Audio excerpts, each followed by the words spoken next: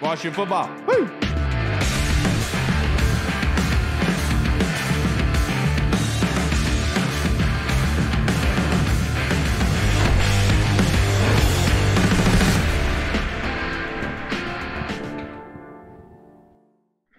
Hello, everybody, and welcome to the Burgundy Zone. I am your host, Kyle, and I'm joined by my two co-hosts, Michael Hall and Corey Sanchez, standing in for Michael Reed, who got some busy stuff came up, unfortunately. But the Burgundy Zone is a part of the Frederick Podcast Network. You can find out more by going to www.listenfrederick.com. We are rejoined by big man himself, Mr. Mitch Tischler of NBC Sports Washington. Thank you so much for joining us on this cold, wet Monday evening, sir. How you doing? I'm doing well. How you boys doing? I'm confused, to be perfectly honest. I feel like I'm in the middle of floating in space here trying to find out what's going on with the Washington Commanders with all of these OC candidates. Albert Breer is saying that he's hearing that Washington is going to be elevating Ken Zampese to OC. Have you heard anything like that? I've seen some Twitter reports that Ken Zampese is going to be OCZZ, but I mean, we'll see. I like the fact that they're bringing in a lot of different people. I was concerned that Ron Rivera was going to only interview, kind of his buddies, the guys that he knew, the whole Command Thirst thing from the past and guys like that. But I like that he's brought in a couple of young guys. Hopefully he was able to pick their mind a little bit. And even if he doesn't end up going that direction, at least maybe, things are getting expanded a little bit. And, he doesn't want to play 1980s 3 yards in a cloud of dust football. And they can get whoever's at quarterback, probably Sam Howell, out there throwing the ball a little bit more. And they don't have to pound the rock between the tackles as much. Yeah, do you think that Thomas Brown, got some like Charles London, other guys like that are they're actually very interested in them? Certainly, I would hope that they were interested in Thomas Brown. I think he's a very interesting candidate. Obviously, from the Sean McVay tree, you gotta love that. Charles London was a guy that I thought was going to have a real shot at this, not because I thought that he's going to be particularly exciting, but coming from that Atlanta offense that was semi-similar in the way that they handled their offense as what the Commanders could do, and having Marcus Mariota and then obviously later in the season Desmond Ridder come in, I think it'd be interesting, since he has a little experience with guys. Those guys are a little closer to who Sam Howell is as a quarterback, that he might be a kind of interesting candidate and that he could maybe bring the best out of the offense. But we'll see what they end up doing. I mean, I don't think this is a move that they're going to make quickly. Even though there, these rumors and reports coming out, I'd be surprised if this happens before the Super Bowl. So okay. Let's see what happens. I think there are going to be some more names that come in, especially as all these teams continue to get eliminated. Some other positional coaches might become available, might be interesting to talk to. So we'll see what happens. But I kind of like this approach. I mean, we'll see whether the end result is anything different than what I was worrisome from the beginning, but at least they're taking a broad approach, which is refreshing. Yeah. Yay. More Twitter reports getting leaked for the next couple of weeks. I can't wait. I'm looking at this article from Commander's Wire from the USA Today, and it has in there that Derek Carr is potentially doing his homework on a couple teams, and Jeremy Fowler from ESPN threw in there that the Commanders are one of those teams he's potentially doing his homework on. So my question is, obviously they've said that they put it out there that Sam Howell is the QB1 going into next year. Do you think that they're all in for week one with Sam Howell, or do you think that if Derek Carr is going to lift his trade clause for this team, do you think they would be interested?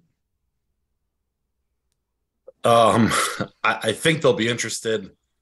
I hate the fact that they'd be interested in another trading for another veteran. I like Derek Carr as a quarterback. I like him. Seems to be a good dude.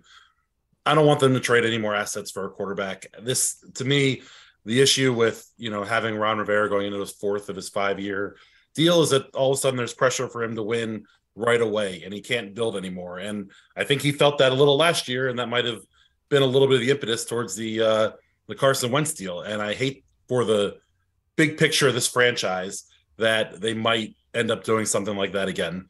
I don't know who Sam Howell is as a quarterback. I don't know that he's the QB of the future. I don't know that he's not the QB of the future. But to me, if Derek Carr has a no trade clause.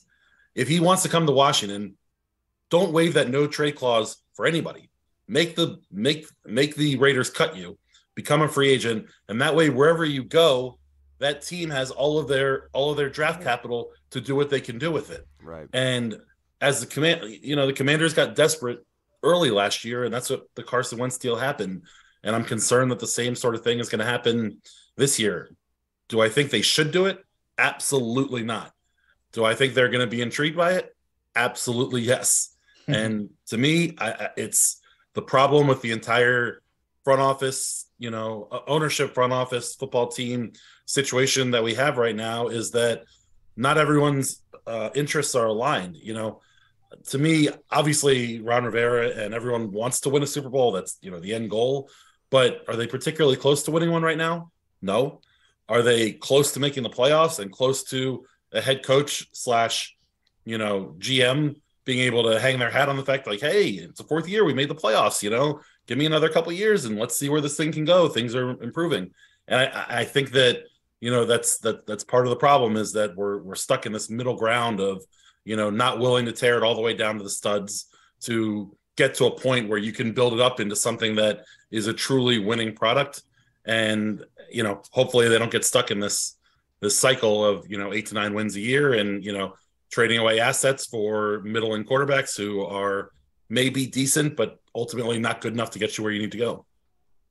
Yeah, Mitch, you kind of mentioned about the quarterbacks and kind of these middle-level quarterbacks, but also when they're interviewing these candidates for offensive coordinator, you talked about Zampese, might have the inside track in, and you look at his record, it's abysmal, for lack of a better phrase, as the OC 1 year in Cincinnati, and then he was fired after 2 games after he got embarrassed on Thursday Night Football back in 2017. So my question to you is, who in their right mind, looking on the inside, looking on the outside in, what type of guy are you going to attract? Like, it's going to be a first-year play caller, or is it going to be a long-time guy who maybe the game's passed him by and he's been a position coach?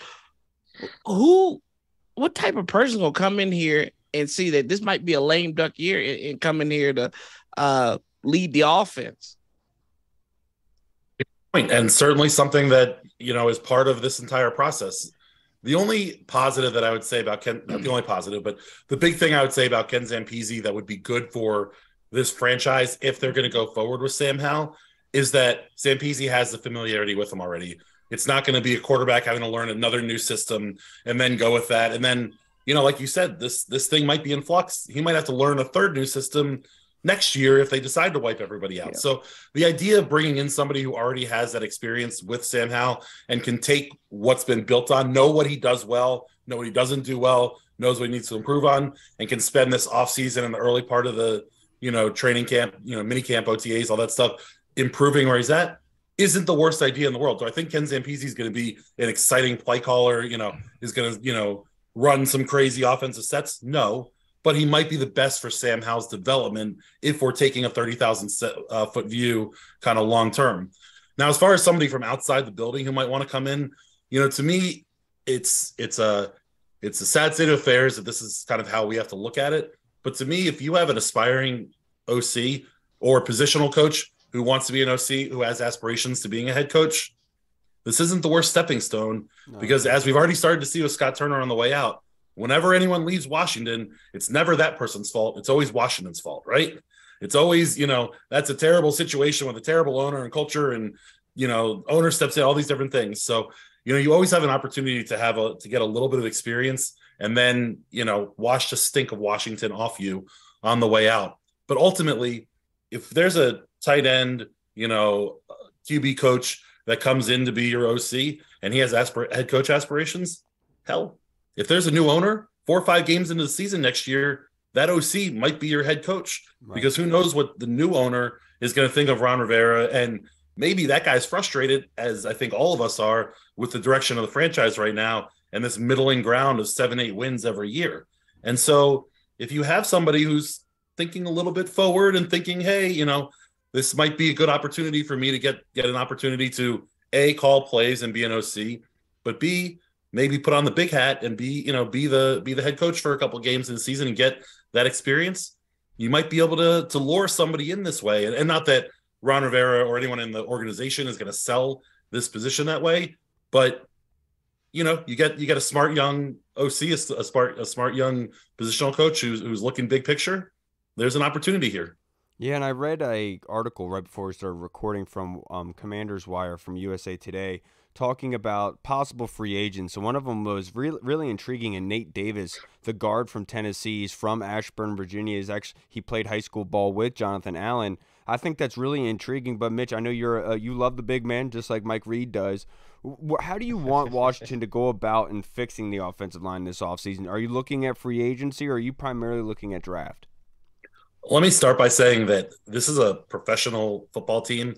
I don't give a rat's where you're from, whether it's New Zealand, England, Texas, California. The fact that somebody's from the DMV area should not make them a more attractive candidate to a professional football team. Now, that being said, it's a damn good football player, and you want damn good football players. So at the end of the day, I'm not hating on it. But a lot of times as we're starting to go through the draft and looking at free agents and stuff like that so often, and it happens around here partially because the owner is who he is and is the way that he is and has proven to be that way. I think, partially with Chase Young and obviously with Dwayne Haskins and other folks that are from the area. I mean, the fact that Jarrett Patterson has worked out extremely well, and I love the kid, and he's turned into a very good football player.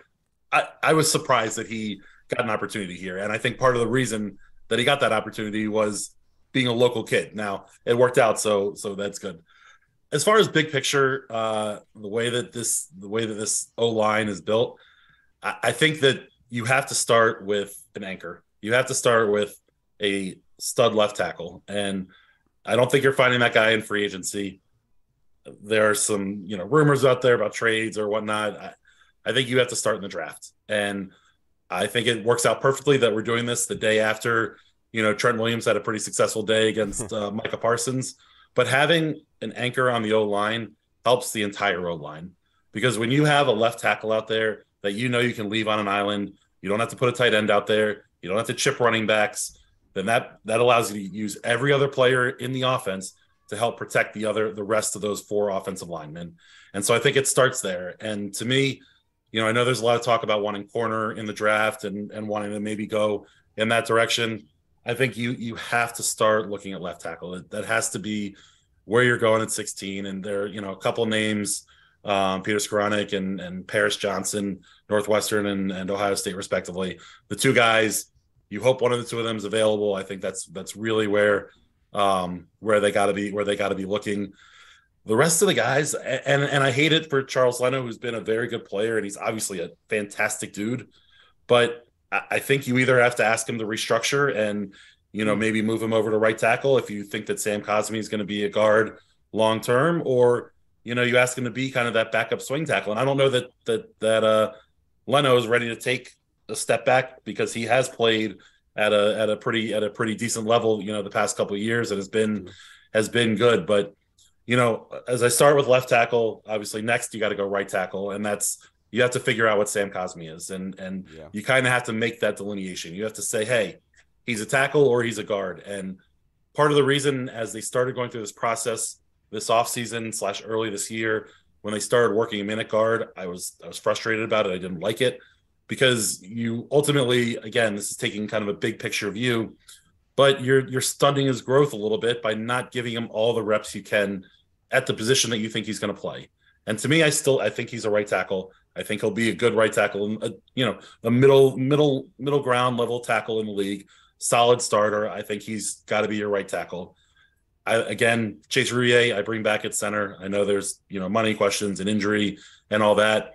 I think as you look at Larson and Rouillet, injury wise, I think part of those issues are when you have 2 guards that are essentially swinging gates, swinging doors. You have not just the guards, but also the D tackles in different positions that underneath the legs of the centers and underneath the legs of the tackles, because they're getting pushed in all different directions.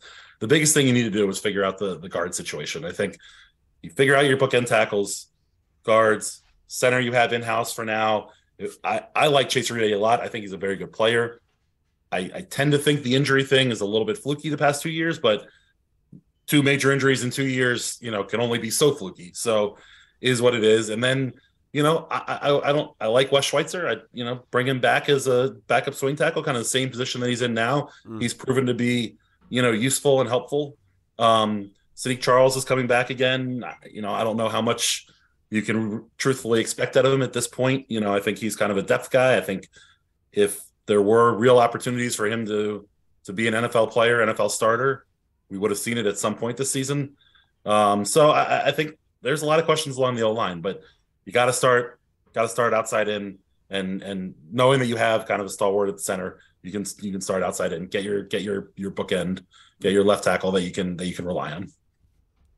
Yeah, definitely got to shore up that interior of the line, because any quarterback getting pressure up the middle is not going to be successful no matter who you got back there. So yeah, it's definitely a priority number one. Speaking of maybe a priority, Cole Holcomb is a guy that's coming up in free agency.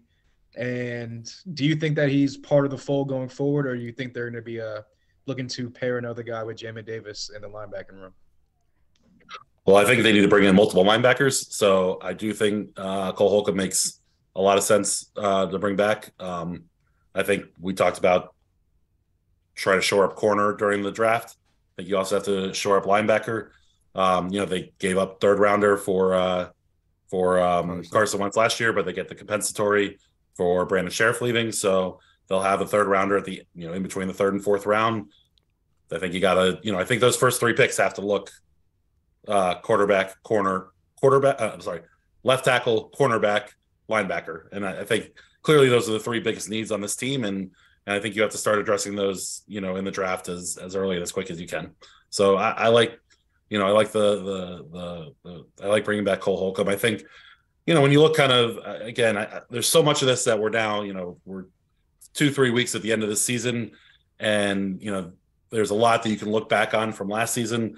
But to me, I want this team to start not looking at 2023 per se, but how can they get from being this middle ground football team that kind of can sneak into the playoffs and play good football in spurts, but even when they're playing their good football and winning games, you don't really feel like they're competitive with the top tier teams. And yeah, they went out and beat the Eagles this year.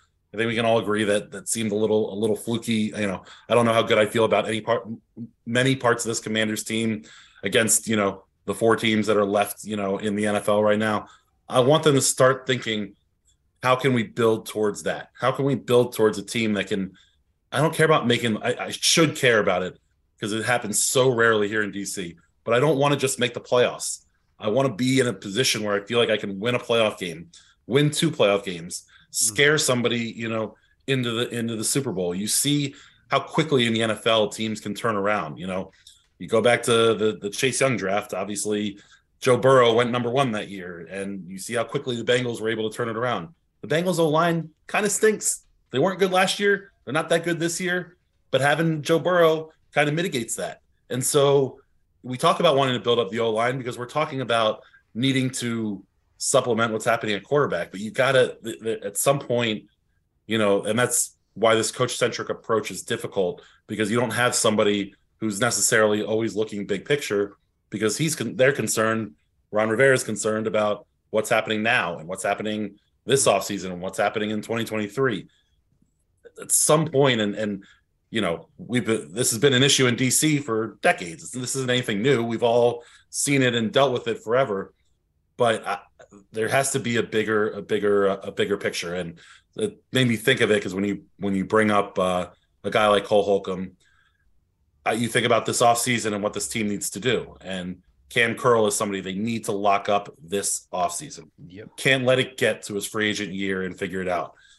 Figure out what you're doing at defensive end now, so you don't end up next year in the same situation you're in with Daron Payne this year. Figure out what you're going to do. Is Montez Sweat part of the future, or is he not? And if he's not, let's figure something out. Is Chase Young? Obviously there's 2 more years there, but when you spend so many first-round picks on all these D-line guys, it's great when they all start playing well. And we had this middle part of the season where they were great, but if there's no big picture, how are we going to sustain this beyond the 4 years that they're on their rookie, 5 years that they're on their rookie deals? Then inevitably you get to this point where now it's, oh my God, they're here. Daron Payne's a free agent. What are we supposed to do? Are we re-signing him? Are we not re-signing him?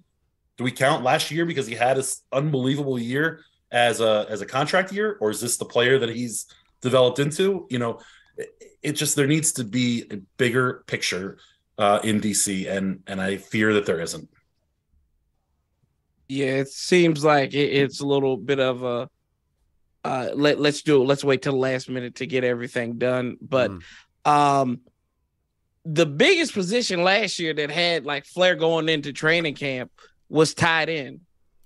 That was the biggest bust on the team, I thought, as far as what potential, how they could maximize potential. I know Logan was coming back from the injury and everything, but now you've got rumors of him. He could be a cut casualty. What do you do at that position? If you're sitting in the GM chair right there, and Ron's like pulling your strings during the press conference right to his left, what is GM Mitch going to do at that tight end spot? I love the tight ends, and I think the tight end situation was a bust because Carson Wentz was a bust. I mean, all training camp, that's what we saw was Carson hitting Cole Turner, in the red zone, and the fact that they rarely got to the red zone, and B, Carson was as terrible as he was, is I kind of think why that tight end situation was a bust. And I hate it for Logan Thomas because I hate it. I love him, and I think what he's done in the NFL has been incredibly impressive, especially here in DC. And he's a very useful NFL player. I think that if he is a cap casualty, because the Commanders, I think, can save about $10 million on the cap if they cut him, and I think they get about 8, if I'm not mistaken, for Charles Leno too. If that moves on, there's room to build a pretty big, cap bubble for this team, and I think the emergence of Armani Rogers, who played pretty well. John Bates has been he's a different type of tight end than Logan Thomas, but John Bates has been kind of very steady. That was a very good pick. It's worked out extremely well, and you hope Cole Turner can give you what Logan Thomas did. I don't know that I see him on this roster, next year, except for the local thing. And we talked about that earlier. Like, he's a local guy, Virginia Tech, this area, the DMV area. Like, the owner might not let him get cut right now, depending on everything else that's happening with ownership. And I think that's a sad state of affairs for this team. That's part of that might be part of the discussion. I think Logan Thomas will be a cap casualty. I think he's going to go elsewhere and be very productive. And I think Commanders fans are going to be very salty when they see Logan Thomas catching touchdowns. I will be, elsewhere in the NFL. But I think when you look big picture at this team, I don't know that Logan is a guy. I don't know. I think the $10 million that Logan represents towards the cap can go a lot further in bringing this team to a situation where they're fighting for playoff wins as opposed to trying to get to 9 wins in the regular season. I got you. Now, to wrap this up, I only have a couple more questions for you, but real quick, replacing Chris Harris, how difficult is that going to be? That's a big loss for this coaching staff. Yeah, he's a bundle of energy is what he is. The DBs are always the most talkative dudes on the field. Anyway, it doesn't matter. To me, it doesn't matter whether it's Pee Wee football or, up to, Super Bowl week. Yeah. You always have DBs love talking. They don't know how to stop talking and don't know when to shut up either, but that's a whole nother story. And Chris Harris was the perfect embodiment of that. He brought energy to practice every single day. Whenever there were big plays, he was always the guy in the middle of the field, yapping with the offensive players. And you would see J.D. McKissick and Chris Harris, going belly to belly, talking trash to each other. It was always kind of funny. It's going to be a tough replacement, but it's there's so much young talent on the back end there that, I think obviously it can be screwed up, but I think it would be tough to screw up this, Cam Curl, Derek Forrest, BSJ kind of, young trio that you have back there who at least have a couple more years on their rookie deals and can continue making plays. And so I think that might be the healthiest group on this team, or the most depth on this team across the secondary, not corners are separate from safeties. But so I think they'll be okay. But Chris Harris was really a a big boost of energy to that team. Yeah, I could definitely say that one could argue that the defensive line could be said for the amount of young talent they had there, but somehow Sam Mills could not maximize that talent. Mitch, I can't thank you enough for joining us this evening, brother. I hope you have a good night. I always appreciate your time and your expertise in this subject. I really did appreciate your thoughts on the offensive line because they're going to need it to be able to invest and help this offensive line out as much as they can. Mitch, have a good night, brother. I appreciate you. Absolutely. Thanks so much, guys. Thanks, Appreciate brother. it, man. All right, everybody. We just spoke with the man, Mr. Mitch Tischler, NBC Sports Washington. Absolutely love it. I want to get your guys' opinion on this because this directly affects Hall. And we have a question from the Discord chat server, and this is regarding that the Commanders were the first NFL team to open up a sports book inside of the stadium. So with that being said, Corey, this question is from Yam Starch in the Discord chat server. I'm sure you are very familiar with Yam. Yeah. With the new additions and supposed upgrades at FedEx, do you think the new owners will just continue the tradition and keep the stadium where it is, rebuild on the adjacent land, etc., to save money after buying the team? Or do you think we will truly get a new state-of-the-art style stadium somewhere? I think it depends on who it is. And if it's the rumors are true about Mr. I'm going to wait till the last minute to do something, let's be honest, right there at FedEx Field, there's nothing. Can I say sexy on here? I just did. Sorry. There's nothing sexy about. Say, dude, that's like child's play compared to what's said on here. Hey, I'm in y'all's house, so but there's nothing sexy about where FedEx Field is. It's terrible to get to. There's no metro access. The traffic out there is awful. I remember.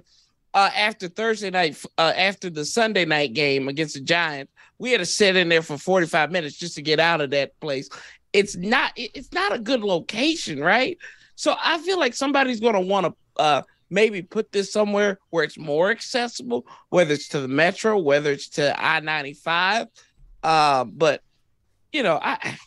I think they would move it. The most logical, and there's going to be, I think Glenn Youngkin has talked about it. He was at training camp when he was running for the governor of Virginia now. And, I think the new governor in Maryland might be to that. And then, Muriel Bowser, she doesn't know left from right usually. So, depending on what mood she's in, she might say, yeah, we want a stadium here. Oh, you clipped your toenails somewhere. Oh, we don't want a stadium here because that's offended everybody. But different story for a different day. Yeah, so I don't know. See, that's them calling right now about changing the stadium. Hall, you didn't say anything. We got to change it back. No, I think you're absolutely right. It's a very tricky situation because how can you tell the fan base to come to FedEx while saying we have a new state-of-the-art stadium coming in 2030, whatever have you? How can you convince them that what you're doing in the stadium now, which has already been widely talked about, all the issues with it, how can you convince them to come back and be hyped up about it, excited about coming back to basically a dump that you're already looking forward to moving on from? And that's where I feel like they're in the bad situation there. So I feel like it's going to be something where they're going to continue renovating until they leave. Because they have to keep renovating. You have to make your environment better if you need for it to be a good environment. And typically right now it's not. And so I don't think it's wrong to say that in the slightest. For me, Yam, I think what's going to happen is you're going to see them making these small adjustments throughout. And then maybe they transition. But at no point in time should you stop doing these renovations to make your situation better. You should always be trying to do that because your fan base is not going to be as hyped up about it to be able to come give you money if you're not putting money into it, if that makes sense. Yeah, no, I'm with you. I just think that kind of like what they've been doing now, where they added in the new seating, like the new little like lounge chairs type seating up there.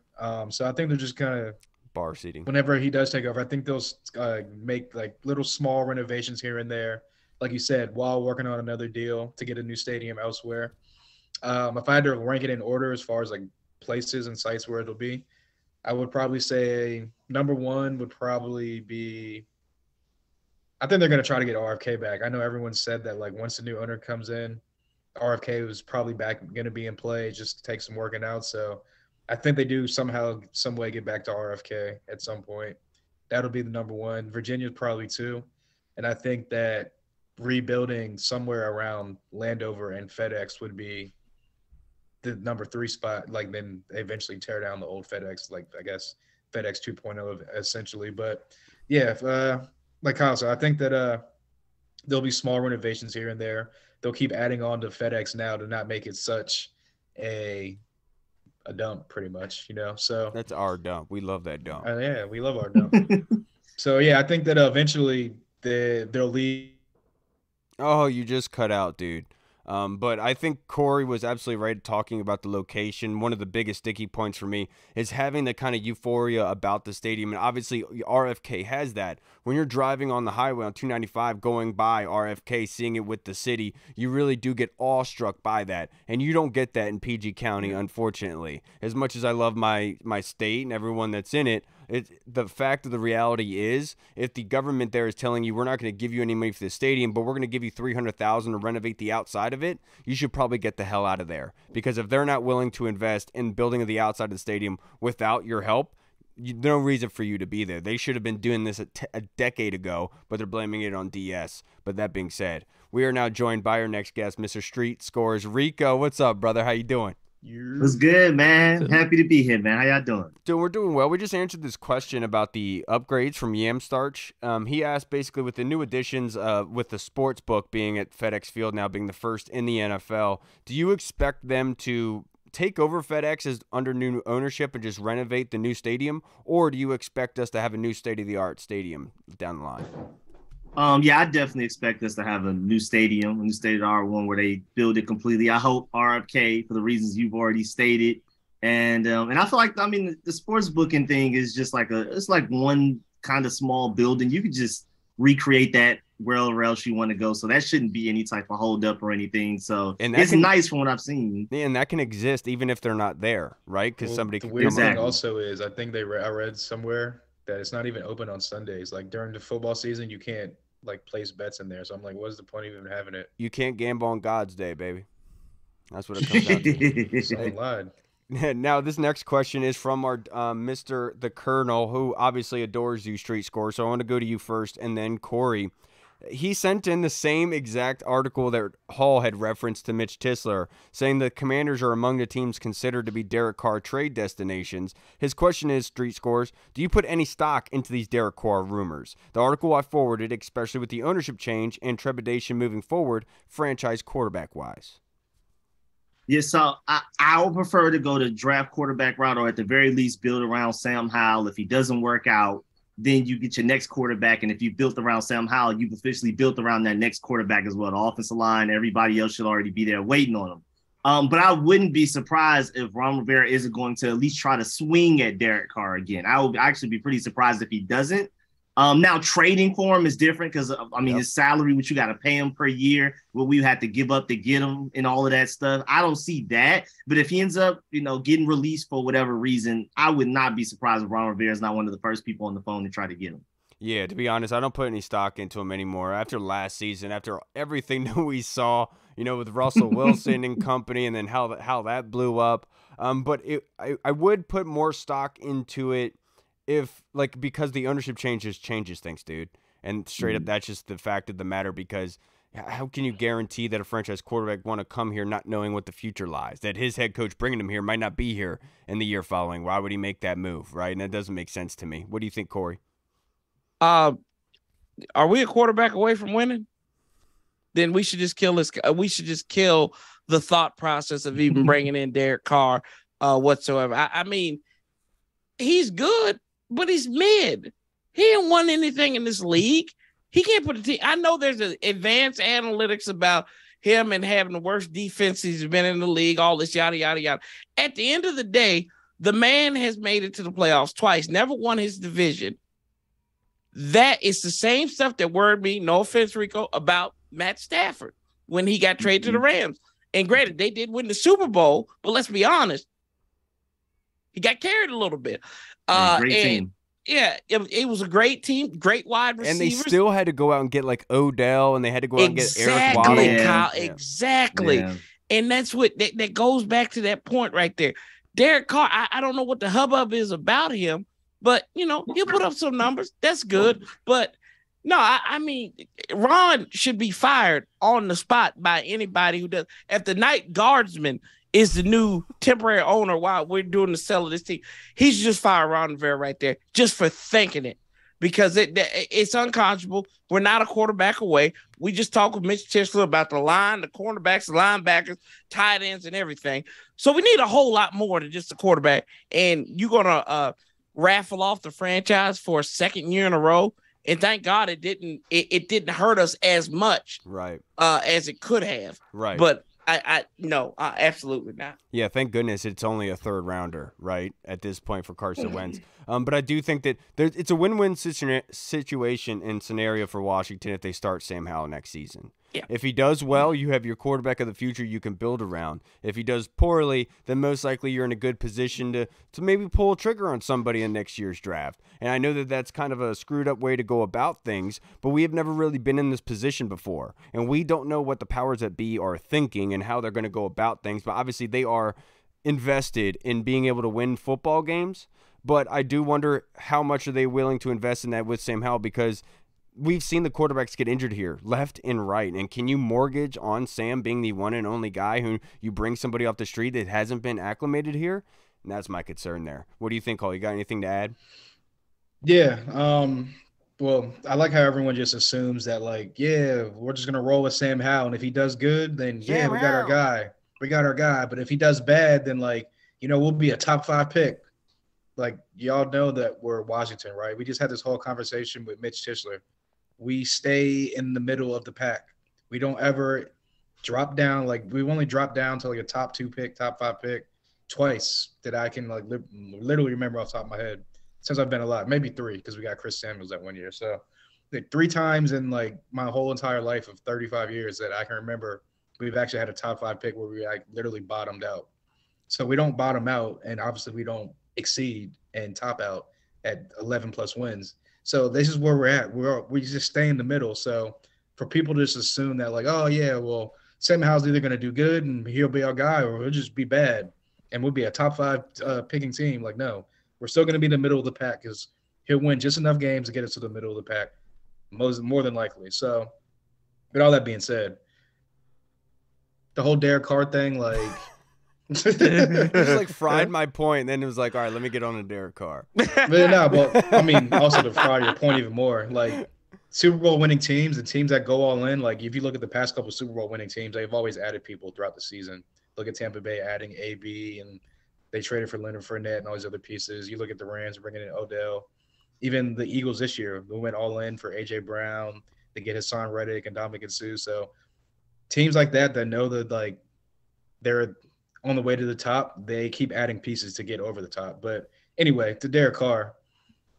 Good rebuttal. Normally, I would be like my stance in the past has been get in, get a vet. There's talent on this team. Get the vet quarterback to maximize the talent on the team that we already have. But in this case, I'm going to go with I wouldn't give up assets to like trade for Derek Carr.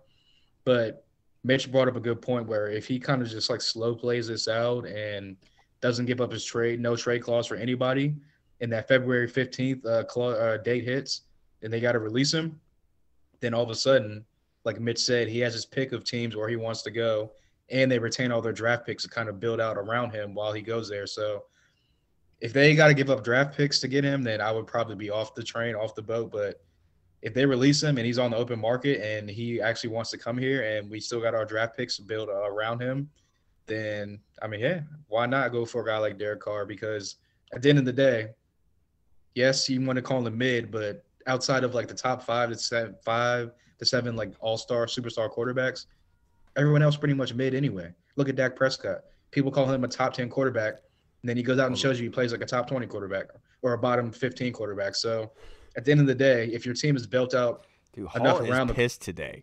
If your team is built out enough around the quarterback, then you drop in a guy like Derek Carr who puts up numbers in this league, who obviously, like Corey said, has played with some horrible defenses over his career. And if we're being honest, the Raiders are probably one step lower in a shit show than us. We just have like all the off the field stuff. Dude, their owner wears a on the field backpack stuff where they're just like it's on a different level, bro. So at the end of the day, I just think that could we win with Derek Carr? Yes, I do. But I wouldn't trade for him. I would like get him on the free agent open market. And one thing I know about Washington is we could trade for that quarterback, but he's going to get injured halfway through the season some way, somehow. It always happens that way. So let's build up the best team that we possibly can. But Street Scores. And this next question is from Scott Hartley in the Discord chat server. Oi! Of all the OC coaching candidates so far, do you have a preference?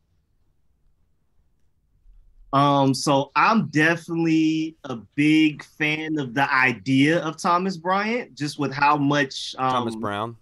I mean, so I keep saying Thomas Bryant, the basketball player. I've been saying that even in my videos. I don't know why. I'm very interested in the idea and potential of him because, I mean, of course, he doesn't have this crazy track record that we can point at and be like, he's developed this quarterback, he's called these plays, he's developed this type of offense. But just how fast he's risen in coaching rankings, and for Sean McVay to literally hire him as like a tight ends coach, and then the next year bring him up as an assistant head coach. Like, I don't know what he's doing in the meetings. I don't know what he's doing in film sessions, but he must be doing all of the right stuff for Sean McVay to see that much in him. So that's why I'm intrigued by him. Again, no real record or history to go on. So it's like a big risk that you're taking. But you know me, I'm always swing for quarterback. I'm a swing for offensive coordinators. Rather than playing it safe, I feel like us playing it safe is how we keep being in this perpetual average that we've been in, like Hall was talking about. So I'm definitely willing to swing on. And I also really wanted Darrell Bevell before he got taken, before he decided to stay in Miami. That was also one of my guys. And then Shane Steichen of the Eagles, he wouldn't make that lateral move, but that's probably my dream case scenario, the one to develop Justin Herbert. And then I wasn't a big Jalen Hurts fan, but then he went to the Eagles and developed Jalen Hurts and made him into almost an MVP level candidate. So I like those three guys the most. One is impossible, one's highly unlikely, and then I'm intrigued by Thomas Brown. See what happens. How annoying is Nick Sirianni? Oh, God. He's so annoying, isn't he? But for me, Scott, my preference is Thomas Brown.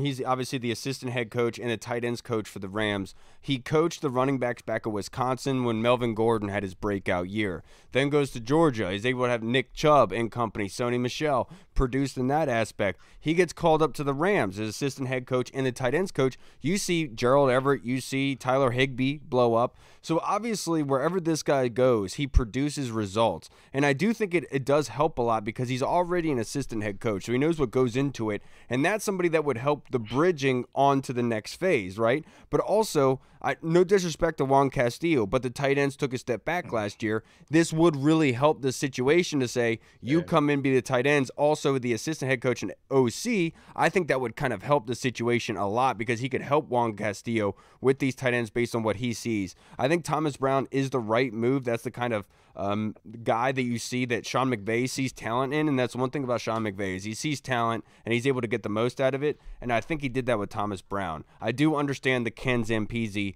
aspect of not wanting to have Sam Howell possibly learn 3 different offensive systems in his first 3 years in the league. I don't want to force that on the young kid, so I can understand why they'd go with Ken Zampese, to be perfectly honest. What do you think, Corey? Y'all gonna hate me for this one. The more I think about it, the more I would want to give Greg Roman a call because he's put together, he's good with mobile quarterbacks. Sam's a mobile quarterback. Look at Alex Smith, Kaepernick, Lamar Jackson got an MVP under him. Why has Lamar's play fallen off the last 2 years? He got injured. Greg Roman, bro, he sucks. Yeah, he does, right? How many times have you been to the championship game? Corey, yeah. I know. I got yelled at because all I said was we should interview Greg Roman ASAP, and everyone was like, "You're an idiot. What are you talking about?" Like, talk to the man. I just want to talk to him. What do you mean? Look, I'm not hiring him. Orlando Brown left in 2021. So you talk about the man's big left tackle or right tackle, whatever he was playing. Stanley can't stay healthy. Marcianda retired. So they haven't.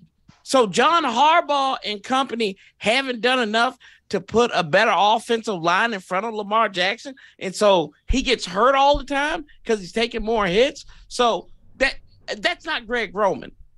I want to talk to him because if you're serious about committing to the run, he's going to have the best wide receivers because usually has like one wide receiver. Right. Baltimore can't find a wide receiver. No, they wasted their first rounder on Rashad Bateman, didn't they? Exactly. And then they traded Hollywood Brown. He just got injured. And they traded Hollywood Brown. And like, come on now. I would want to talk to Greg Roman seriously because Ken Zampese, I don't care what anybody says. The familiarity, bump that noise because the dude's terrible. I mean, we saw the development of our quarterbacks here. Taylor Heineke out of the gun's taking seven-step dropbacks out of the gun. That makes no sense. And then Carson was doing the same thing. So you want Ken Zampese to come in? He's not developing quarterbacks, boys and girls. So, yeah, I'd go Greg Roman. Byron Leftwich, I'd like to have a conversation with him too. He's actually interviewing with Baltimore for that job. Yep. Oh, see, there you go. Well, we know where he's going because, local guy, right? We can't get our local guy to come back to us, right? Yeah, I thought it was very funny that John Harbaugh said that Lamar was going to be very much a part of the process in picking who their OC was going to be. I want to see how that process ends, to be perfectly honest. Right. Anything to add, Hall? Who are your favorite? Yeah, no, I mean, I was kind of out on the whole Greg Roman thing just because, I mean, yes, he designs great running offenses and they want to lean into the run and Brian Robinson and being physical and whatnot, blah, blah, blah. The more you look at it, like,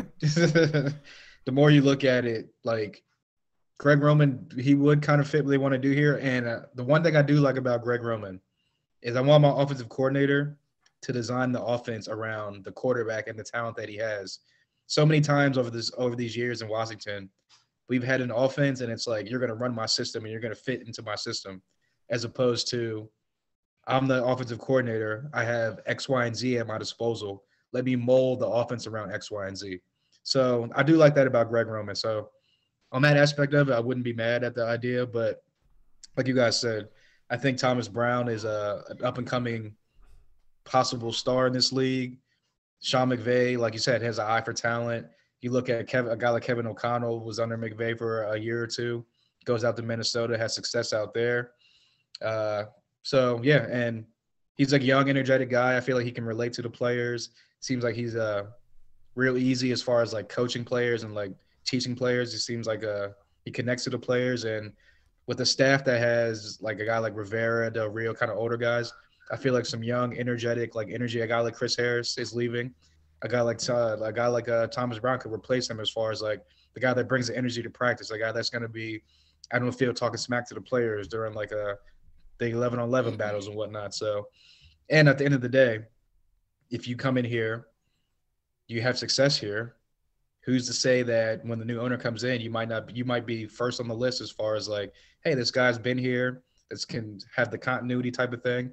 And might be first on the list as far as like interviews go. So, yeah, Thomas Bryant would be the dream, but we'll see how it goes. It'll probably be someone like Pat Shurmur or Zampese. Yeah, the counter argument would be that he could stay right where he's at and still get those same job opportunities with the team that he's on. And obviously that's the one caveat of these conversations. I don't think it's brought up enough. But Street Scores, this next question that we have is from Big Tony Shivers. Other than a quarterback, what one player from the remaining 4 teams would you most want on the Commanders? I hate this. Okay, other than quarterback, I guess offensive lineman. Just even speaking of Orlando Brown for the Chiefs, if we wanted to give him a chance, he's gonna cost a lot of money though. I think they said if the Chiefs were to franchise tag him, I think it would be north of $20 million for this year alone. So of course he's looking for more than that per year for a long-term contract. But if we could bring in Orlando Brown for money that makes sense, and then I guess move Charles Leno to right tackle if you wanted to, move Samuel Cosmi to right guard, I would love that. Because I feel like our defense has pieces, and we saw in that Cowboys game at the end of the season, we do need linebacker help, of course, especially some depth. We need some cornerback depth as well. But Jack Del Rio had them without Cameron Curl, without Benjamin St. Juste, without Jamin Davis or Cole Holcomb playing well. And I just feel like, of course we need to add talent on that side, but I definitely feel like we should focus more on offense and offensive line. Man, please help Sam Howell out, please. Yeah, look, I know that everyone's probably going to say Fred Warner. They're probably going to say Nick Bosa, which honestly, I wholeheartedly agree. But I have an emotional invested interest in this, and it's Jackson Carman, the tackle from the Bengals, got his second career start. My man, first career start in the snow and balling. Give me Jackson Carman, baby. Give me my man. My man wants a backup tackle on the squad. God, no. He's balling right now. No, come on. Well, I'm surprised no one said Trent. Like, I'm bringing Trent back here ASAP. Best left tackle in the game. I don't want to do that to Trent. No, he needs to be here. He needs to stay here. He should have never left. So I'm bringing Trent back. But he shouldn't have left. You're right. If you don't want to say Trent, then I'm going to go with Lane Johnson, who's obviously an All-Pro as well, and would just bring nothing but solidarity and a toughness to this line that they're going to need going into 2023. Yep. And now this next question, Street Scores, this is from Meest and Andy Lockhart in the Discord chat server. Oi! There's two questions, but I'm going to combine them into one, Street. Andy's question is, who would you want to replace Chris Harris with? And the other question from Meest is, how much will it affect the secondary with losing Chris Harris to the Titans? That's really interesting. I haven't actually looked to see who we would replace him with. I don't know if it'll be internal, if we bring in somebody from the outside. But I do feel like I don't necessarily think they'll take a step back, but I think any major changes is gonna affect the team again, especially since he was the energy of the team. He's the loudest person in practice. He's talking the most trash. I remember he was talking trash against Jahan Dotson at some point in the offseason. And then Jahan Dotson was bet, and then went out and had one of his best practices, And so I'm going to miss having a guy like that just period around the team. And then, just Derek Forrest's and Benjamin St. Juste's development. I really hope they don't take a step back, but I wouldn't be surprised if they do. And I hope that isn't necessarily blamed on the next guy that comes in, because continuity is a real thing. If another guy just tells them to do something slightly different, it can change everything. And we saw much of a difference going from Sam Mills III to Jeff Zgonina and Ryan Kerrigan as an assistant made. Yeah, you're absolutely right about that, and I wholeheartedly agree. I'm not sure who we'd want to replace Chris Harris with. I have to look up and see who the assistant DB's coach is, but obviously that'd probably be the best way just because of the familiarity aspect of it. But the dream scenario is somebody like Ed Reed. Obviously, you just had his job opportunity go south, which is unfortunate, given the circumstances permitting. But I would absolutely love somebody like Ed Reed to come in here, and what an FU that would be to the powers that be if he would be able to get a job like this. And obviously, the guys would love playing for him. He would have a lot to give. The fact that Ed Reed made a mistake on film just to screw with Peyton Manning to get an interception in a playoff game, it kind of shows you that mental aspect of the game that guys need to have. And so I feel like obviously everyone would love Ed Reed, especially, you know what I mean? But that's a dream scenario for me. And obviously it's huge for the DB room. I think that the DB's communication has gotten better the past 2 seasons. I think Cam Curl's very evident of that. I think a lot of that has to do with Chris Harris. And it's going to be a big loss because he is an energy, but also you're missing that mental aspect where he gets guys into check. You've heard the mic'd up moments where he's on the sideline and he's like, you still love football? And sometimes you need that extra oomph to get you back in the game when something bad goes down. What about you, Corey? I think they're going to keep it internal. I think Richard Rodgers, I think him and Ron went to Cal together. So I think there's a lot of familiarity there. They don't have to go outside, especially they're doing this internal, this external search for the offensive coordinator. I think you got a guy who's there right now. We actually have 2 assistant defensive back coach, him and Brent Vesselmeyer. So that's Jack's guy who works with the I think with the nickelbacks and stuff. Okay. And I think Rodgers works with the safety. So, and if that's the case, development of Forrest and Cam Curl, maybe we could say Richard Rodgers has that familiarity with them. So, I think that's the logical replacement would be them. And then that way you don't have to go out and get somebody else. Yeah, I agree with you there. Now, this last question we have is from Tim Towner. And Street Scores, I'll start it with you, and then I'll go with Hall. It's a long one, so just bear with me, but it's a great question from Tim. Let's say you are the Washington GM, and positionally, you only have 3 cornerbacks with the grade value worthy of pick 16. And when you get to 16, one of them is left. But several teams want to jump up and get the last cornerback. Would you trade out for a 2024 first-round pick, a 2023 second-round pick, and a 4th-round pick in this year's draft? Would you have to have a 23 first in the deal? That's really interesting. That I like that one. I would actually sit down and ponder that one for 15. I would look at the players that were available. I feel like I would, especially with the talent in this draft, the way that this looks like it's shaping up. But I still have to do a lot more research and film watch. But I would love, and it may be a requirement to have a 2023 first rounder included. The only reason you would load up on 2024 first rounders is maybe a potential move up for quarterback. If you're just like, let's go ahead and get these picks together for the new owner to basically come in, gift wrap. If Sam Howell doesn't work out, then even if we end up middle of the pack, like we more than likely will end up with like 8-9 wins, you have the draft capital to potentially move up and get that quarterback that you may want. Especially a lot of people consider the 2024 draft is going to be 5 great quarterbacks and not even just like 1 or 2. Just depending on who you talk to. So I feel like if I were to trade back, it would have to include a 2023 first, but I could see why if you're all in on 2024 and you're basically just assuming this upcoming season is just a, try whatever, do whatever, see whatever works, and then let's go all in on 2024 type of thing. I could see that working out. For me, that's kind of a really tricky conversation because it depends on who the cornerback is. If it's Christian Gonzalez or it's Devin Witherspoon, I'm going to think twice because Devin Witherspoon offers versatility. He plays on the outside, press man. He can also play the slot, even come in as a nickel at times. And with Kendall already here and Benjamin St-Juste, that's somebody you could plug into the defense immediately and help expand Bobby McCain's responsibility. So I feel like that's somebody you could plug in right away and get a great playmaker out of.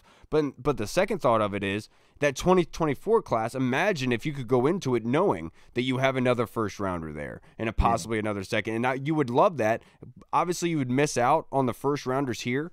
But like you said, Tim, if you only have 15 first-round grades on players, are you really going to draft that second-round grade player at 16 because he's the next guy up? Or what's the smartest move? Trading back in order to get next year? And I think that's very important. I think it's smart to go about that. It just depends on who is there at 16 when the trade is proposed. I think is a big proponent of that because if it's like Cam Smith is the last guy that's there, last DB, I think I would trade back. To be perfectly honest. Just to add to that, I love Keely Ringo, but I wouldn't take him at 16 either. Yeah, no, I mean,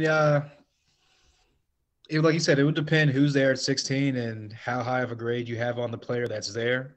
And do you feel like you can get maybe someone of like close to equal value? You still hear me? Yeah, I can hear you. You're right, frozen like though. It's froze fine. up. But yeah, can you still get someone like maybe closer or the same equal value if you drop down a couple spots? But for me personally, I think that I would definitely collect the draft picks. I wouldn't need the 2023 draft first round pick. I would take the 2024 pick what were the picks again? Like first round pick in 24. Yep. 23 second rounder and a fourth. Yeah. So I would definitely take that. I just feel like the more draft picks you have, the more chances you have to hit on players that can become integral pieces of your team. And the best thing to have in the NFL, especially nowadays, outside of a rookie quarterback or a quarterback on a rookie deal, is the rest of like if you have a team of guys that are on rookie deals, that gives you the flexibility to bring in veterans and plug in places that are like of need.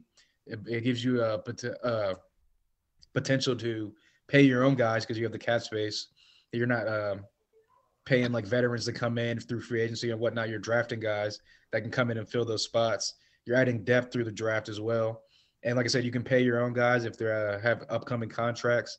And on top of that, in 2024, now you have a little bit of ammo if you want to move up into the draft as well. Correct. So I'm taking the deal. And like you said, it depends on who the player is and what the grade is you have on there. But more likely than not, if I'm the GM, I'm going to take that deal. And because, like Mitch said, there hasn't been a real like future outlook in DC in a long time. And I just feel like that'd be looking towards the future. Yeah, we also got to consider the fact that last year they traded back from 11 to 16, and all they got was 2 fifth-rounders, right? So we have to remember the draft compensation is a lot. And so if a team is offering a 2024 first-rounder, that's going to make you think a little bit. Obviously, you wouldn't have a first-rounder in this draft. But that goes into my whole argument about you having the second-round grade on a guy. That's all that's available, per se. But, guys, that's going to wrap us up for this episode. I appreciate everyone for your contributions. I'm sorry I wasn't able to get to all of your questions, but I do appreciate your time and effort. Corey, of course, coming in and helping us last minute with Mike Reed getting called up to Gettysburg. Can't thank you enough, brother, and I always appreciate you coming on here and your mindset. But before we get out of here, would you like to plug your social media handles and your YouTube channel, just in case anybody watching wants to come follow Mr. 50K?